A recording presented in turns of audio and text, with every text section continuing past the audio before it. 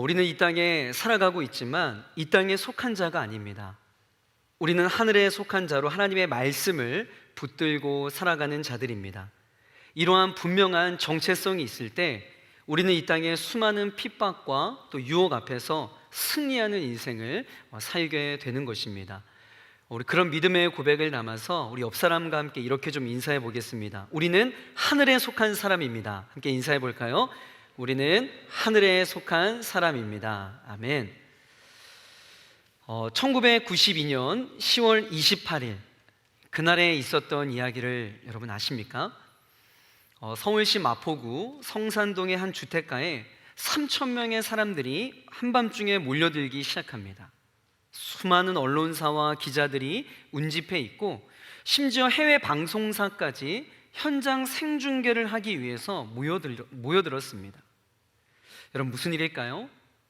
잠시 후 한 교회 안으로 수많은 사람들이 들어가기 시작하고 교회 앞에서 서로 이런 인사말을 건네봤습니다.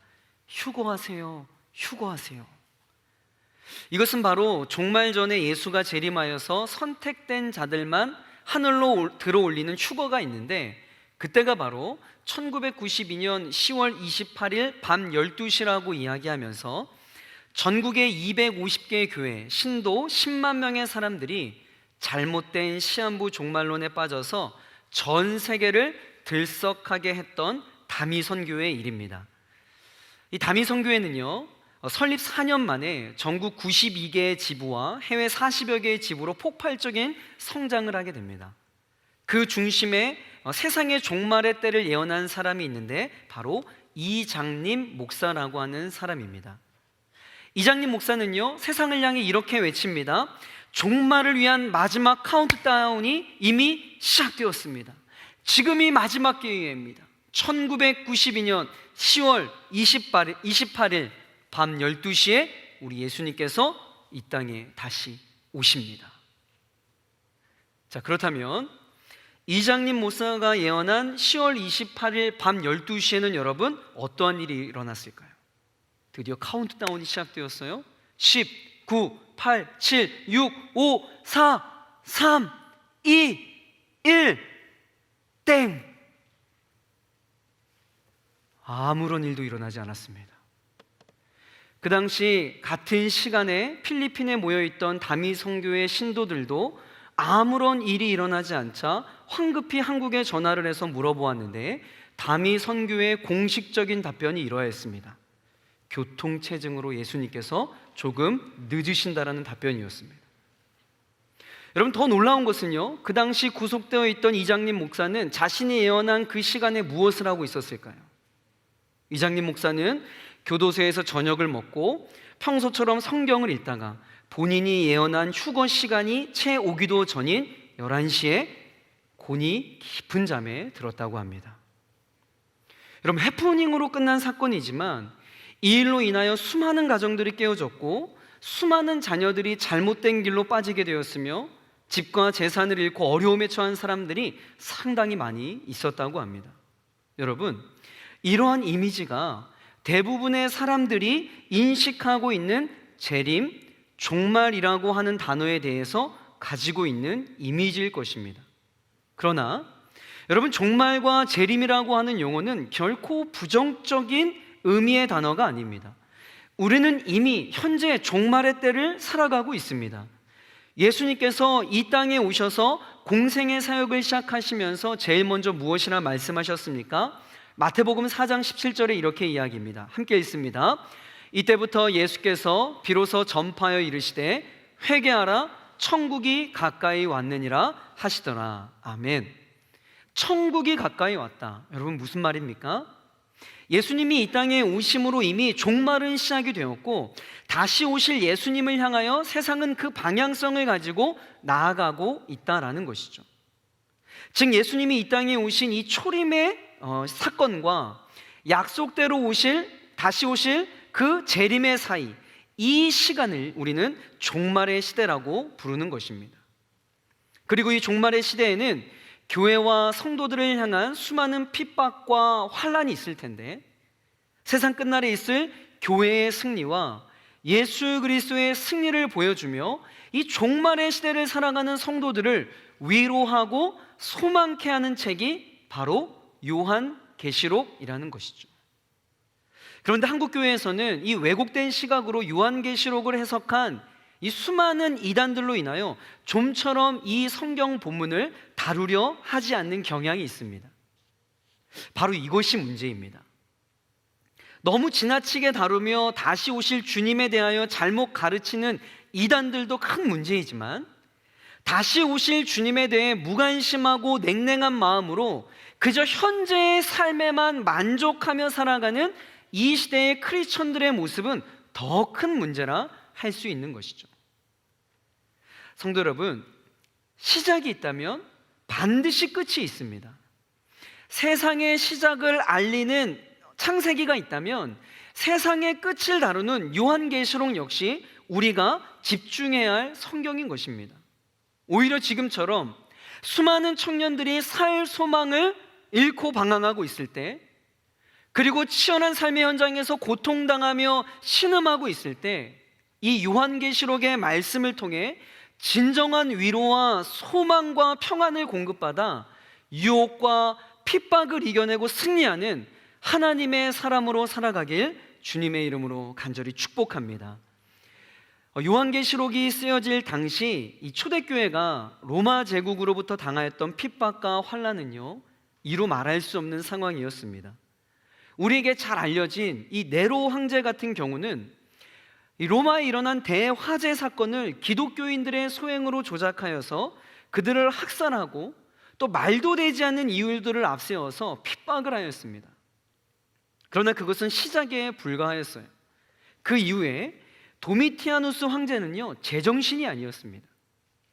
로마 제국의 모든 시민들에게 황제의 형상 앞에 절하며 도미티아누스 황제는 주님이십니다 라고 신앙 고백을 하도록 명령을 하였던 겁니다. 황제 숭배 사상이죠. 마치 우리나라가 일본의 식민지에 있을 때 신사참배 강요를 당했던 것 같은 동일한 상황이었습니다. 이때에 사도 요한이 황제 숭배 사상을 거부하여서 반모섬에 유배되었고, 그곳에서 예수 그리스도의 계시를 받아 기록한 성경이 바로 요한계시록이에요. 여러분, 이것이 그 당시의 시대의 배경이었습니다. 다른 이유가 아니었어요. 예수 믿는다는 이유로 모든 재산을 빼앗기고, 예수 믿는다는 이유로 고문을 당하고, 황제 숭배를 거부하면 화형을 당하거나, 콜로세움 원형 경기장에서 사자의 밥이 되고 마는 정말 상상도 할 수 없는 그런 시대에 초대교회 성도들이 살아가고 있었습니다. 그런데 더 놀라운 사실이 무엇인지 아십니까? 황제 숭배를 하지 않으면 죽인다고 하는데도 끝까지 황제의 형상 앞에서 절하지 않고 예수님만이 나의 주님이십니다, 예수님만이 내 인생의 주님이십니다 라는 고백과 함께 그렇게 자신의 신앙을 지켜가며 죽어가더라는 것이에요. 어떻게 초대교회 성도들은 극단적인 핍박과 박해의 상황 속에서도 그리스도인의 영적인 자존심을 지켜가며 죽음까지 두려워하지 않는 그 믿음을 가질 수 있었을까요? 다른 게 아니었습니다. 그들에게는 건강한 종말 사상이 있었고, 다시 오실 예수 그리스도에 대한 소망과 기대가 실제로 그들의 삶을 지배하고 있었기 때문입니다. 그래서 그들은 극심한 핍박 속에서도 로마 군인의 눈초리를 피해가며 이렇게 서로 소망의 인사를 건네었다고 합니다. 마라나타, 마라나타, 아멘, 주 예수여 어서 오시옵소서. 여러분, 그 당시 초대교회 성도들이 인사하며 서로의 안부를 묻고 격려하였던 이 마라나타라고 하는 이 인사말에는 여러분 어떤 의미가 담겨 있을까요?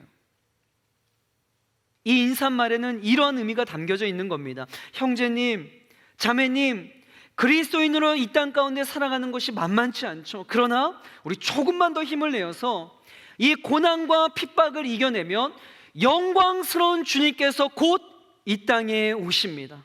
우리 승리의 그날을 바라보며 끝까지 우리의 믿음을 지켜냅시다. 이런 영적인 전우애가 담겨져 있었던 인사말이 바로 마라나타라고 하는 인사말이었습니다. 초대교회 성도들이 당하였던 그 핍박과 고난에 비교할 바는 아니지만 우리 청년들과 우리 성도들이 마주하고 있는 이 시대도 참 만만치가 않은 시대임이 확실합니다. 그러하기 때문에 우리에게도 이 마라나타를 고백하는 영적 무장의 재도약이 필요하다라는 것입니다. 여러분, 어디에 소망을 두시겠습니까? 무엇으로 지금의 핍박과 환난을 견뎌내고 무엇으로부터 세상의 유혹 앞에 여러분의 자신들을 지켜내겠습니까? 당장 눈앞에 아무것도 보이지 않는 그 캄캄한 현실 앞에서 여러분들은 무엇을 기대하며 살아가시겠습니까? 그렇기 때문에 우리는 이 요한계시록을 통하여서 다시 오실 주님을 소망하면서, 아니요, 이 성경에 약속한 영광의 모습으로 다시 오실 우리 주 예수 그리스도를 갈망하며 종말의 시대에 나에게 맡겨진 사명을 다하며 오늘의 현재를 살아갈 힘과 용기를 얻어야 할 줄 믿습니다. 마라나타, 아멘, 주 예수여 어서 오시옵소서. 이 고백이 저와 여러분의 믿음의 고백이 되길 주의 이름으로 간절히 축복합니다. 그와 같은 맥락에서 1절에서는요 이렇게 말씀을 하고 있습니다. 자, 오늘 본문 1절 함께 읽습니다. 시작. 예수 그리스도의 계시라 이는 하나님이 그에게 주사 반드시 속히 일어날 일들을 그 종들에게 보이시려고 그의 천사를 그 종 요한에게 보내어 알게 하신 것이라. 아멘. 자, 요한계시록의 표제와 같은 오늘 본문 1절의 이 말씀을 통해 왜 하나님께서 사도 요한을 통해 이 책을 기록하게 하셨는지 그 이유에 대해서 분명하게 밝히고 있습니다.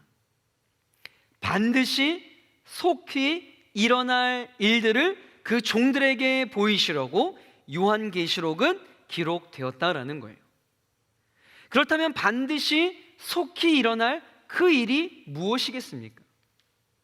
요한계시록의 주제와도 같은 말씀입니다. 바로 예수 그리스도, 그분의 다시 오심에 대하여 이 땅의 모든 교회와 성도들에게 공적인 선언을 하고자 기록되었다라는 것이죠. 1장 7절에 이렇게 이야기합니다. 볼지어다 그가 구름을 타고 오시리라. 각 사람의 눈이 그를 보겠고 그를 찌른 자들도 볼 것이요 땅에 있는 모든 족속이 그로 말미암아 애곡하리니 그러하리라. 아멘. 사랑하는 성도 여러분, 믿음의 동역자인 청년 여러분, 이 말씀처럼 하나님의 영광과 임재 가운데 예수 그리스도가 이 땅에 오실 것을 여러분들은 정말 믿으십니까? 여러분, 그렇다면 우리는 이 땅에 속한 사람이 아닌 하늘에 속한 사람으로 이 땅에 매임을 당하지 않고 살아가야 하는 것입니다. 우리가 돌아갈 본향이 분명히 있음을 믿고 살아가는 자와 그렇지 않은 자의 삶은요, 이거는 비교할 수 없는 삶입니다. 같을 수가 없습니다. 아무리 이 땅에서의 삶이 힘들고 고단하여도 우리 주님께서 이 땅에 다시 올 때 도래할 그 영원한 하나님 나라에 대한 소망으로 견뎌내고 기쁨과 감사함으로 또 기대함으로 나에게 주어진 삶을 살아갈 수 있게 된다라는 것입니다. 여러분, 우리 주님 다시 오십니다. 그것이 하나님의 약속이고 성경의 확증입니다. 오늘 보면 1절의 말씀을 통해 우리는 주님께서 다시 오시는데 어떻게 오시는지는 두 가지의 중요한 영적인 메시지를 발견할 수가 있습니다. 그 첫 번째가 무엇이냐면요, 반드시 그 일이 일어난다는 겁니다. 1절 상반절에도 보니까 반드시 일어날 일이라고 성경은 힘주어서 강조를 하고 있어요. 여러분, 상식적인 이야기예요. 시작이 있으면 끝이 있습니다. 반드시 종말이 있을 거예요. 영원하신 하나님 외에 그 모든 것들은 여러분 시작과 끝이 반드시 있습니다. 그런데 우리의 가장 큰 착각이 무엇인 줄 아십니까? 우리 인생이 영원할 것 같다라는 착각을 해요. 우리 청년들의 가장 큰 착각이 무엇이냐면 나의 젊음의 때가 영원할 것이라 그렇게 착각한다라는 것입니다. 그러나 여러분, 모든 것은 시작이 있으면 끝이 있어요. 이 땅에서의 삶이 영원한 것처럼 여기며 행동하는 것은 너무나 어리석은 짓입니다. 여러분, 진짜 두려움과 공포는 어디에서 생겨나는지 아십니까? 여러분, 학창시절에 친구들과 이 놀이동산에 가면 뻔히 무서운 줄 알면서도 길고 긴 줄을 서서 타는 놀이기구가 있는데 바이킹이라는 놀이기구입니다. 이 커다란 배가 이 축을 따라 이쪽 저쪽으로 왕복할 때마다 그 느껴지는 스릴을 즐기는 놀이기구인데요, 배가 정상에 올라갈 때 정말 무섭습니다. 전 이거 안 탑니다. 그런데 바이킹에서 느껴지는 두려움과 공포는요, 견딜만 해요. 왜요? 보이기 때문입니다. 이제 곧 정상이 되어지고 이제 막 소리 지르고 욕하면 그 아저씨가 조금 있으면 이제 멈춰줄 것이라고 하는 예측할 수 있기 때문에, 언제 끝난다라는 것들이 보여지기 때문에 견딜만 해요. 그런데 바이킹과 함께 길고 긴 줄을 서서 친구의 손을 붙잡고 꼭 들르는 곳이 또 한 군데 있는데 바로 귀신의 집이에요. 컴컴한 실내에 들어가면요, 어디에서 튀어나올 줄 모르는 기괴한 인형들과 또 귀신분장한 이 알바생들의 적극적인 직업정신으로 이 귀신의 집 안에 있는 사람들은요, 혼비백산하여서 아비규환을 이룹니다. 그 안에서 느끼는 인간 본연의 두려움이 뭔 줄 아세요? 언제 끝날지도 모르고 어디로 가야 할지도 모르는 그 혼돈의 상태에서 느껴지는 공포라는 것은요, 이루 말할 수 없습니다. 거기 들어가면 죽습니다. 여러분, 제가 지금 무엇을 말씀드리려고 하는 거예요? 우리는 약속대로 반드시 예수 그리스도께서 재림하신다라는 이 세상의 끝을 알고 있기에 더 이상 두려워할 필요가 없다라는 것입니다. 여러분, 끝을 알고 있는데 뭐가 두렵습니까? 끝을 알고 있으면 여러분, 여유가 생깁니다. 내 인생의 끝을 알고 있으면 내 인생의 렌즈가 단렌즈에서 광각 렌즈로 바뀌어 버리는 겁니다. 계시록에서는 종말에 이르기까지 교회와 성도들을 향한 핍박이 있을 것이라 이야기합니다. 그러나 우리는 그 핍박의 끝을 성경을 통해 알고 있기 때문에 개의치 않아요. 핍박의 끝이 무엇입니까? 결론은, 요한계시록의 결론은 예수 그리스도의 승리요 교회의 승리인 줄 믿으시길 바랍니다. 영광스러운 하나님의 나라의 승리임을 여러분 믿으셔야 합니다. 이 사실을 통해 우리는 큰 위로와 소망을 얻게 되는 겁니다. 사랑하는 믿음의 형제자매 여러분, 저는 이 땅에서의 현실의 삶을 부정하는 게 아닙니다. 너무나 중요해요. 여러분, 젊음의 때에 최선을 다해 살아가야 합니다. 맡겨진 사명 붙들고 코피 터지게 치열하게 살아가야 합니다. 그러나 우리의 삶의 방향성은 분명해야 한다는 거예요. 우리는 이곳에 정착하며 살아가는 자들이 아니라는 거죠. 오늘 본문의 말씀처럼 우리는 반드시 다시 오실 예수 그리스도를 소망하며 살아가는 자들이기에 이 땅에서의 고난과 핍박에 무릎 꿇어서는 안 된다라는 거예요. 여러분, 모든 게 그렇잖아요. 여러분, 끝을 알면 두렵지 않아요. 닥칠 일을 알면 견딜만 해요. 예수님 반드시 오셔서 우리를 승리케 하신다는 이 말씀 붙들면 살 수 있는 겁니다. 여러분, 희망을 붙들면 우리 승리할 수 있어요. 상황이 주는 위로와 소망이 아니라 변하지 않는 하나님의 말씀과 언약을 통해 공급받는 위로와 소망으로 여러분의 삶의 생명력이 넘쳐나기를 주의 이름으로 간절히 축복합니다. 여러분, 또 한 가지 우리 본문의 말씀을 통해서 알 수 있는 것은 무엇이냐면 반드시 그 일이 이루어지는데 속히 일어난다라는 거예요. 1절에서 반드시 속히 그 일이 이루어지리라 표현을 하고 있어요. 요한계시록은 속히 이루어질 일에 대한 기록입니다. 성경의 마지막인 요한계시록 22장에는 예수님께서 내가 속히 오리라 라고 하는 말씀을 무려 3번이나 7절과 12절과 20절에 걸쳐서 동일한 표현을 3번이나 힘주어 강조하고 있어요. 오늘 본문 1장 3절에서도 때가 가까움이라. 이처럼 종말의 시대를 살아가고 있는 우리들은 주님의 재림이 임박해져 가고 있고 때가 가까워져 가고 있음을 여러분 부인할 수 없는 사실입니다. 그러나 여러분, 주님이 속히 오신다는 사실과 함께 우리가 반드시 기억해야 할 중요한 사실이 있어요. 예수님이 이 땅에 오시지 않았기에 여러분 지금 주님께서 우리와 함께 하시지 않습니까? 물론 오늘 본문의 말씀처럼 모든 사람이 볼 수 있도록 재림하실 것이지만 이미 구원받은 성도들의 마음 가운데 성령으로 함께하고 계심을 여러분 믿으시길 바랍니다.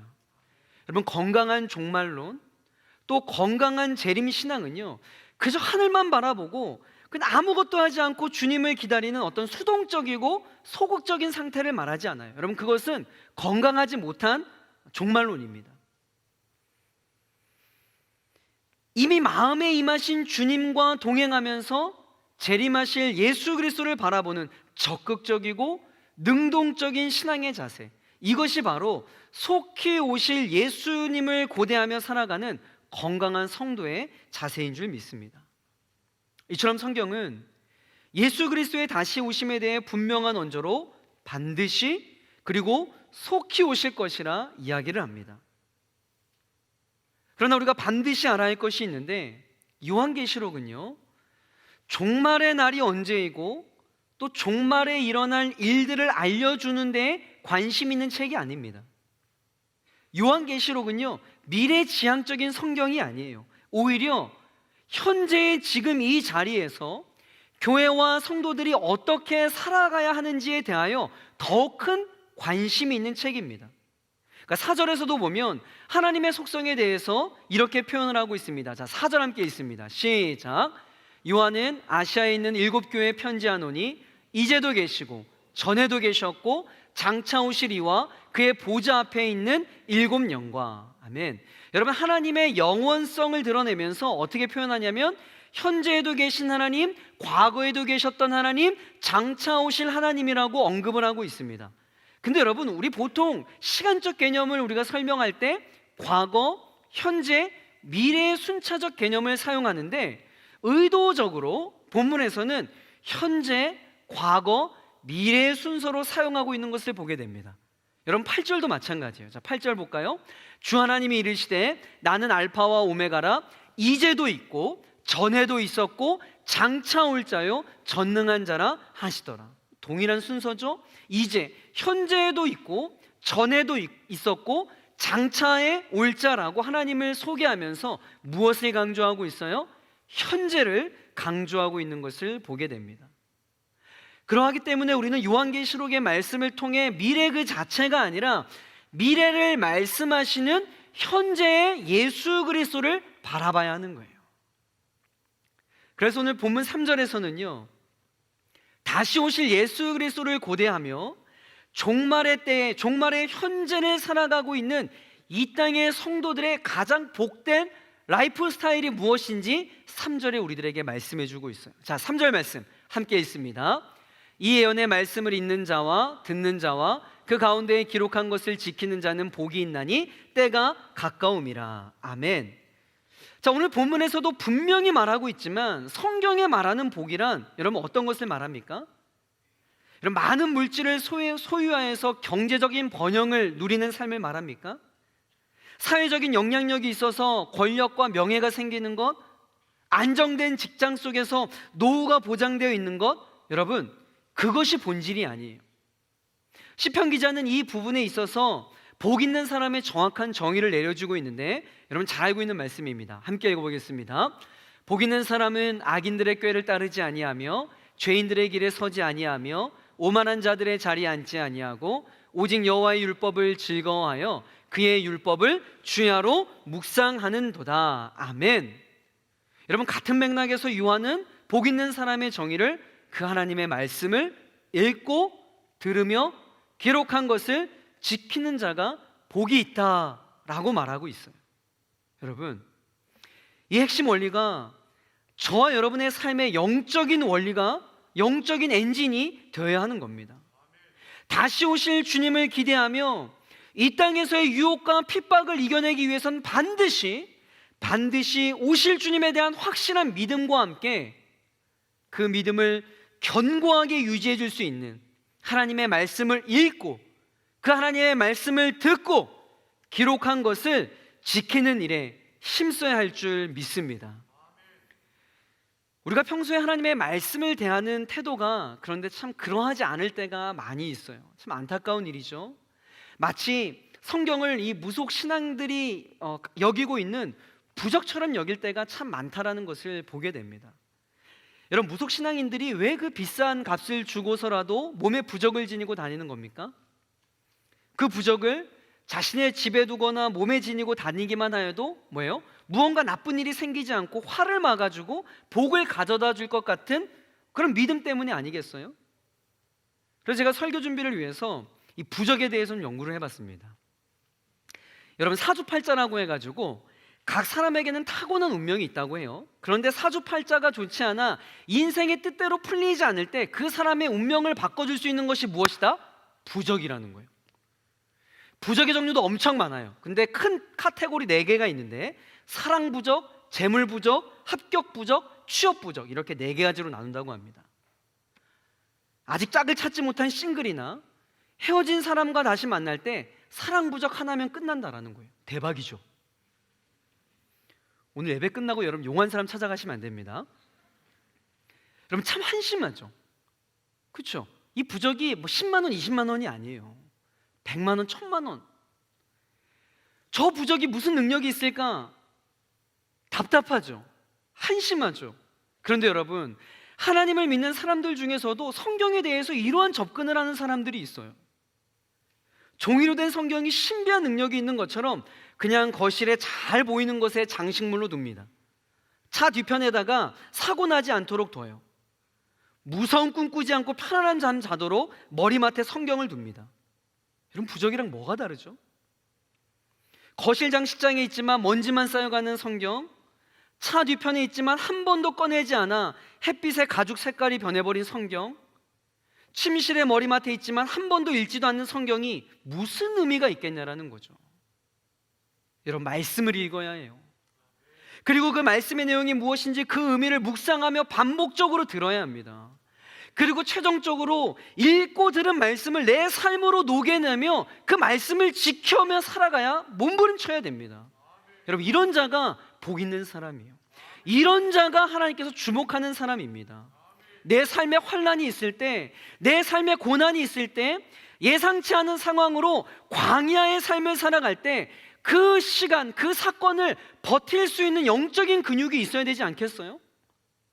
그 영적인 근육은 모태 신앙의 라이센스로 생기는 게 아닙니다. 오랫동안 교회를 다녔다고 생기는 근육이 아니에요.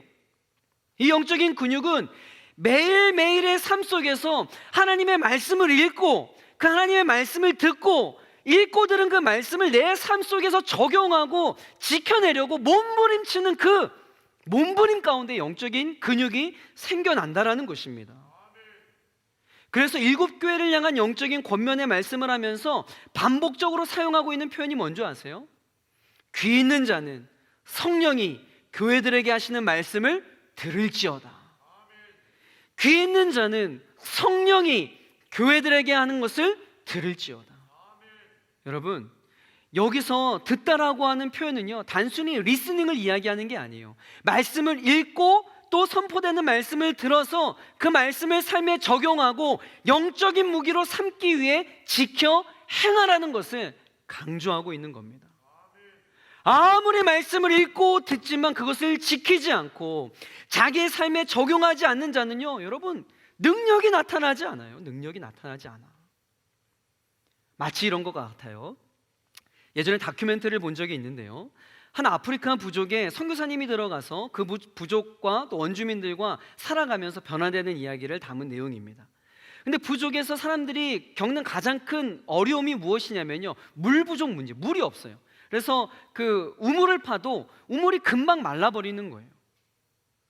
그래서 그 어린 아이들이요, 그 몇 킬로 되는 그 거리를 그 물통을 들고 하루 종일 눈만 뜨면 그것을 짊어지는 게 그 아이들의 일인 거예요. 그래서 선교사님이 보다 못해 너무 딱해가지고 이걸 좀 어떻게 도와줄 수 있을까 봤더니 길이 좀 평평한 거예요. 좀 자전거를 보급하면 그래도 아이들이 자전거를 타고 좀 더 수월하게 할 수 있지 않을까 싶어서 자전거를 보급하고 자전거를 몇 대 줘서 타고 다니면서 이렇게 하게 했어요. 막 너무 좋다 막 이렇게 했죠. 그래서 이 선교사님은 더 깊은 오지로 이제 들어가기 위해서 들어갔어요. 그리고 한 6개월 뒤에 다시 그 마을로 왔는데 놀라운 일이 벌어진 거예요. 이 아이들이 더 이전보다 더 힘든 삶을 살아가고 있어요. 왜 그런 거 봤더니 이 자전거가 너무 귀하니까 한쪽엔 자전거를 들고요, 이 물통을 들고 낑낑거리면서 왔다 갔다 하고 있는 거예요. 이 타라고 준 자전거가 너무 귀한 나머지 이 자전거를 다릴까 봐 타지 않고 이 자전거를 낑낑거리면서 끌고 다니고 들고 다니면서 그 어려운 수고를 하고 있다는 겁니다. 여러분, 무슨 말이에요? 아무리 삶에 좋은 것이 있어도 우리 삶에 적용하지 않으면 아무런 의미가 없다는 겁니다. 아무리 귀한 말씀을 읽고 들어도 내 삶에 적용하지 않으면 여러분, 어떠한 기적도 일어나지 않는다라는 거예요. 여러분, 우리는 질그릇과 같은 자들입니다. 정말 보잘것없는 인생들이죠. 그러나 질그릇과 같은 인생이라 할지라도 그 그릇 안에 무엇이 담겨지느냐에 따라 그 인생의 가치가 달라지는 거예요. 여러분, 성경은 이렇게 이야기합니다. 우리가 이 보배를 질그릇에 가졌으니 이는 심히 큰 능력은 하나님께 있고 우리에게 있지 아니함을 알게 하려 함이라. 여러분, 보배이신 예수 그리스도가 질그릇과 같은 우리 인생의 그릇에 담겨진다면 여러분, 그때부터는요 다른 인생이 되는 것입니다. 능력이 생기게 돼요. 여러분, 그 능력이 무엇입니까? 8절과 9절에 이렇게 이야기합니다. 함께 있습니다. 시작. 우리가 사방으로 우겨쌈을 당하여도 쌓이지 아니하며 답답한 일을 당하여도 낙심하지 아니하며 박해를 받아도 버림받지 아니하며 거꾸로 뜨림을 당하여도 망하지 아니하고. 여러분, 아멘이십니까? 여러분, 내가 금그릇으로 바뀌려고 애쓸 필요 없습니다. 서양 사람들이 이 땅에서 그렇게 아둥바둥하며 추구하고자 하는 인생의 목적이 뭐예요? 남들에게 화려해 보이는 금그릇으로 바뀌어보려고, 은그릇으로 바꿔보려고 그렇게 헛된 것을 쫓고 다니고 있지 않습니까? 그러나 여러분, 질그릇이냐 금그릇이냐, 여러분, 그게 중요하지 않아요. 하나님 그것에 관심이 있는 게 아닙니다. 진짜 중요한 것은 여러분, 그 그릇에 담긴 내용물이에요. 여러분, 질그릇이면 어떠해요? 그 그릇 안에 보배이신 예수 그리스도가 담기면 달라지는 겁니다. 여러분, 질그릇과 같은 인생이라 할지라도 여러분 안에 하나님의 말씀이 담겨지면 여러분, 우리는 하나님께 쓰임받는 인생이 되는 것입니다. 여러분, 몸부림치십시오. 여러분의 영혼을 하나님의 말씀으로 채우고자 여러분 몸부림치시는 저와 여러분 되기를 주의 이름으로 간절히 축복합니다. 여러분, 제가 드리는 이 말씀에 감정적 동의만 하시면 아무런 역사가 일어나지 않아요. 당장 내일부터 여러분 고난 주간 특별 새벽 기도에 나와서 하나님의 말씀을 듣고 묵상하고 또 살아내야 됩니다. 특별히 청년 여러분들에게 권면합니다. 매일 아침을 우리 모닝스타와 함께 시작을 하시고 짧은 5분의 시간이지만 그 말씀을 붙들고 오늘 하루의 삶 속에서 열매를 맺기 위해서 몸부림치는 그런 영적인 싸움이 있을 때 여러분의 삶은 이전과는 전혀 다른 능력의 삶이 될 줄 믿습니다. 이처럼 하나님은 말씀을 읽고 듣고 지키는 자에게 복이 있다라고 우리에게 선언하심으로 다시 오실 주님을 고대하는 이 땅의 성도들이 현재의 삶을 어떻게 살아가야 되는지 우리들에게 알려주셨습니다. 뿐만 아니라 5절에서는 현재의 삶을 살아가는 성도들에게 은혜와 평강을 주시겠다라고 말씀을 하십니다. 우리 함께 읽습니다. 또 충성된 증인으로 죽은 자들 가운데에서 먼저 나시고 땅의 임금들의 머리가 되신 예수 그리스도로 말미암아 은혜와 평강이 너희에게 있기를 원하노라. 아멘. 여러분, 제가 서두에도 말씀드렸지만 요한계시록이 기록된 시기는 도미티아누스 황제가 그리스도인들을 아주 극심히 박해하던 때였습니다. 천성이 잔인했던 도미티아누스 황제는 다윗의 혈통에 속한 모든 사람을 죽이라고 명령했습니다. 이때 제정된 법 중에 하나가 재판소에 끌려 나온 그리스도인들은 자기 신앙을 버리지 않으면 형벌을 면할 수가 없었어요. 그리고 스스로 크리스찬이라고 이야기하면 바로 사형이 언도되었습니다. 그리고 이때에는 그리스도인을 해치기 위해 온갖 이야기가 날조되었는데 로마의 어느 지방이든 기근이나 전염병이나 지진이 발생하면 그 모든 원인을 그리스도인들에게 돌려서 처형을 했어요. 여러분, 무슨 이야기입니까? 예수 믿는 그리스도인이라는 정체성을 가지고 그 땅 가운데 살아간다는 것 자체가 불이익과 불편함을 감수해야만 하는 일이었고, 더 나아가서 불안과 두려움과 공포 속에서 살아가야만 하는 절대적 약자의 상황이었다라는 것입니다. 그렇기 때문에 그들에게 가장 필요했던 것은요, 은혜와 평강이었어요. 그들에게 현실적으로 필요했던 것은요, 은혜와 평강이었습니다. 여러분, 평강은 무엇을 말합니까? 평강은 히브리 말로 여러분이 잘 알고 있는 샬롬이라는 거예요. 이것은 완전하고 풍성한 삶을 의미합니다. 이 땅을 살아가는 모든 성도들에게 필요한 것이죠. 그래서 부활하신 예수님께서 제자들에게 제일 먼저 나타나서 건넨 인사말이 뭐예요? 이 말을 할 때 예수께서 친히 그들에게 서서 이르시되 너희에게 무엇이 있을지어다? 평강이 있을지어다. 지금도 우리 주님께서 저와 여러분의 상황과 형편을 아시고 사랑하는 아들아, 사랑하는 딸아, 너희에게 평강이 있을지어다, 이렇게 손 내미는 줄 믿습니다. 그럼 여러분, 은혜는 뭐예요? 은혜는 자격 없는 자에게 베푸시는 무조건적인 사랑을 말합니다. 그런데 앞서 말한 평강이라고 하는 것은 여러분, 오직 은혜를 통해서만 누릴 수 있다라는 거예요. 정리하자면 핍박과 환난의 현장에 있던 초대교회 성도들에게, 그리고 더 나아가 죄로 말미암아 혼돈과 무질서의 삶의 현장에 살아가고 있는 저와 여러분들에게 가장 필요한 선물인 은혜와 평강은 오직 누구로부터 말미암는다? 하나님께로부터 말미암는다라는 것입니다. 여러분, 아멘이십니까? 여러분, 평강은요, 외부적 환경으로부터 오는 게 아니에요. 평강은 오직 하나님께로부터 오는 것인 줄 믿습니다. 저는 수많은 걱정과 근심으로 잠 못 이루고 공황장애와 우울증으로 힘든 나날을 보내고 있는 우리 모든 청년들과 성도님들이 이 하나님의 평강 속에 거하시길 주의 이름으로 간절히 축복합니다. 오늘 말씀을 좀 정리해 보도록 하겠습니다. 여러분, 세상은 커 보이는데 예수 믿는 우리는 참 별 볼 일 없어 보입니다. 세상의 권력은 위대해 보이는데 교회는 참으로 미약해 보입니다.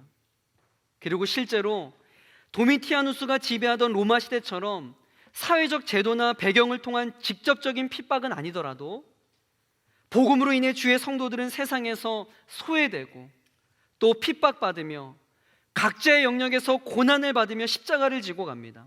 어떤 이는 직장에서, 어떤 이는 가정에서, 어떤 이는 제도 아래에서 고통과 갇힘과 순환을 겪고 살아가고 있는 것이 이 땅의 현실입니다. 여러분, 어떻게 하시겠습니까? 적어도 저와 여러분은 오늘 본문의 말씀을 통해 크게 두 가지의 명확한 사실을 발견할 수 있었습니다. 첫째는요, 세상은 갈수록 더 악화져 갈 것이고 종말의 때의 교회와 성도들을 향한 핍박은 거세질 것이라는 거예요. 그리고 우리가 가야 할 길이 결코 순탄하지만은 않을 것이라는 겁니다. 이게 첫 번째 사실이에요. 이거 변함이 없어요. 그러나 두 번째 또 중요한 사실은요, 이제도 계시고 전에도 계셨던 우리 주 예수 그리스도께서 반드시 그리고 속히 오신다라는 사실입니다. 그때 우리는 영광스러운 승리를 맛보게 될 것이라는 사실입니다. 요한계시록의 마지막은 이렇게 마무리하고 있습니다. 오늘의 말씀의 결론이자 요한계시록의 결론인데요, 우리 함께 이 말씀 함께 읽어보겠습니다. 시작. 이것들을 증언하신 이가 이르시되 내가 진실로 속히 오리라 하시거늘 아멘. 주 예수여 오시옵소서. 주 예수의 은혜가 모든 자들에게 있을지어다. 아멘. 사랑하는 성도 여러분, 이 고백이 저와 여러분의 고백이 되길 축복합니다. 이제 오늘을 시작으로 고난주간이 여러분 시작됩니다. 만약에 예수 그리스도께서 십자가에 못 박히시고 돌아가심으로 구속사가 끝이 났다면요, 정말 고난주간은 말 그대로 비극적인 고난주간일 거예요. 그러나 우리가 고난주간 가운데 소망을 품고 감사할 수 있는 이유가 무엇입니까? 부활의 소망이 있기 때문이에요. 예수 그리스도께서 사망 권세를 이기시고 부활하심을 우리는 알고 있기 때문에 여러분, 우리는 소망이 있는 겁니다. 우리는 결코 사망과 저주와 고난과 무너짐의 인생이 아닙니다. 우리 예수 그리스도로 말미암아 생명과 축복과 다시 일어섬의 인생일 줄 믿습니다. 우리는 보이는 것을 믿는 사람이 아니라 믿는 것을 볼 수 있는 사람이 되어야 합니다. 이 마지막 때에 사도 요한이 봤던 놀라운 환상과 계시를 읽고 듣고 지킴으로 말미암아 이 시대에 닥쳐오는 유혹과 핍박을 참고 견뎌내는 모든 오른의 성도님 되기를 주의 이름으로 간절히 축복합니다. 이 시간 함께 가능하시면 자리에 다 일어나셔서 우리 함께 이 찬양 하나님께 올려드리고 우리 기도의 자리로 나아갔으면 좋겠습니다. 우리 마라나타라고 하는 찬양인데요, 이 찬양의 고백, 여러분의 신앙의 고백으로 함께 올려드리겠습니다. 마라나타 주 예수여 어서 오시옵소서. 땅의 모든 끝 모든 족속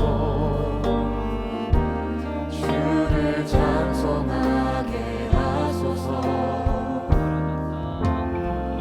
마라나타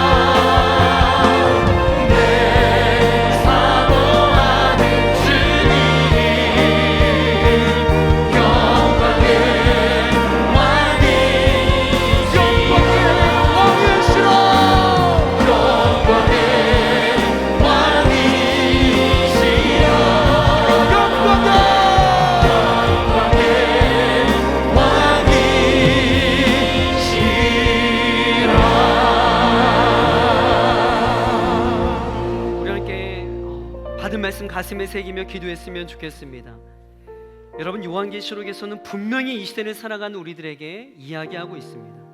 여러분, 시간이 갈수록 이 세상은 때가 찰수록 악해져 갈 것이고, 이 땅 가운데 예수 믿는 하나님의 사람들은 핍박과 고난의 연속의 삶이 이어질 것입니다. 그러나 또 분명한 사실은 우리 주님께서 약속하신 대로 반드시 속히 오신다라는 사실입니다. 여러분, 이 사실을 믿는 자는 그렇지 않은 자들과 전혀 다른 삶을 살아가게 되는 것이죠. 사랑하는 우리 렘넌트 청년 여러분, 오른교회 성도 여러분, 여러분 삶 가운데 아무리 많은 핍박과 환난과 어려움이 있다 하더라도 여러분 다시 오실 예수 그리스도를 소망하면서 승리의 삶을 살아가길 주의 이름으로 간절히 축복합니다. 여러분, 이 시간 기도할 때 하나님, 다시 오실 예수 그리스도를 소망하며 기대하며 승리하는 삶을 살아갈 수 있도록 저에게 큰 믿음을 더하여 주시옵소서. 매일의 삶 가운데 하나님의 말씀을 읽고 듣고 지켜나가는데 힘쓸 수 있도록 주여 붙잡아 주시옵소서. 우리 주님의 이름 한번 부르짖고 기도합니다. 주여, 하나님 아버지, 그렇습니다. 하나님 아버지, 우리의 삶이 만만치가 않습니다. 때가 갈수록, 아버지, 때가 갈수록 하나님의 사람들이 이 땅에서 겪는 고난과 슬픔과 어려움은 점점 더 많아질 것입니다. 그러나 주님, 그때마다 우리 아버지의 사람들이 반드시 아버지 마음과 의식을 내보내기 있다면 우리 주님 거두십니다. 우리 주님 속여십니다. 영광의 주님, 그 주님을 기대하며 각자의 삶에서 승리를 선포하는 하나님과 주여, 우리에게 큰 믿음을 더하여 주시옵소서. 아버지, 이 땅 가운데 살아갈 때 당신이 오시는 주님만을 바라보며 살아가는 것을 뛰어넘어서 현재 하나님의 말씀을 읽고 듣고 지켜나가는데 굳건히 칠 수 있도록 도와주시고, 그러나 그야마 하나님을 주시는 하나님의 은혜와 평강을 경험하며 이 땅에서 승리하는 삶을 살아가는 우리 모든 렘넌트 청년들, 모든 오늘의 성도님들 되시고 주님 역사하여 주시옵소서. 이번 한 주도 각자의 잡으로 나아갑니다. 이번 한 주도 각자의 삶의 영역에서 다시 오실 주님을 소망하며 하나님의 믿음의 열매를 맺어가며 아버지 하나님을 위하여 찬송하며 승리할 수 있도록 주여 붙잡아 주시옵소서. 아멘. 주 예수여 오시옵소서. 만나나다. 아멘. 주 예수여 오시옵소서. 이런 믿음의 고백이라면 모든 오늘의 성도님들 위하여 주여 역사하여 주시옵소서.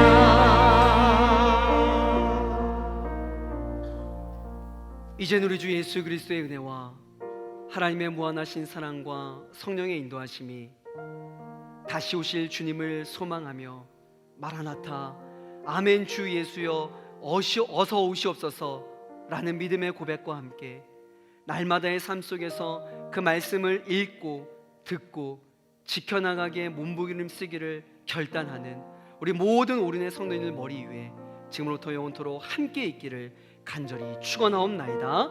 아멘.